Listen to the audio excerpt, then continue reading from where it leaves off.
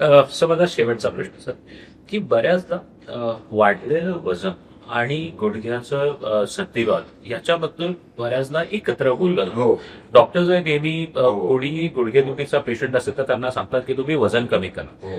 तर just shear weight loss किंवा lifestyle modification याचा किती इफेक्ट आहे गुडघेदुखीवर? खूपच चांगला प्रश्न आहे डॉक्टर सुरज. सर्वप्रथम वेट म्हणजे स्थूलपणा किंवा ओबेसिटी यांनी गुडघ्याची दुखापत नक्कीच वाढते, गुडघ्याची झीज वाढते, गुडघ्याचं फंक्शन कमी होतं. त्यामुळे वजन जास्त असणं ही एक बाब गुडघ्याची दुखापत नक्कीच वाढवू शकते. there is a direct relation between increased weight and increase the pain. त्यामुळे जर वजन तुमचं जास्त असेल तर ते तुम्ही सर्वप्रथम कमी केलंच पाहिजे. आणि त्याच्यासाठी तुम्ही एक्सरसाइजेस जास्त करू शकत नाही, कारण गुडघा अजून तुकडा. त्याच्यासाठी डाएट करायला पाहिजे, वेट कमी करा. दुसरा जो तुम्ही प्रश्न विचारला की काही लाईफस्टाईल मॉडिफिकेशन जर स्थूलपणा असेल, ओबेसिटी असेल तर केला तर फायदा होईल. नक्कीच.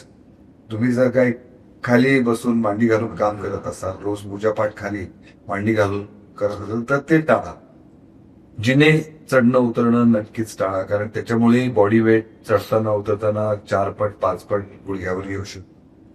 तिसरं म्हणजे जर तुम्ही टॉयलेटला वगैरे खाली बसत असाल स्वच्छ तर use a commode western type of toilet. या लाईफस्टाईल मॉडिफिकेशन ऍक्टिव्हिटीज तुम्ही करायला पाहिजे.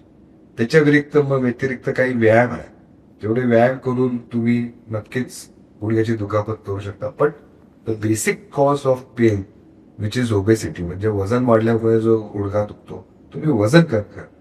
वजन कमी केल्याने नक्कीच गुडघ्याची दुखापत तर कमी होईलच होईल, पण तुमची हार्ट हेल्थ म्हणा, ब्रेन हेल्थ म्हणा किंवा दुसरे अजून जे प्रॉब्लेम हार्टचे दुसरे काय होऊ शकतात ते पण तुम्ही नक्की टाळू शकता.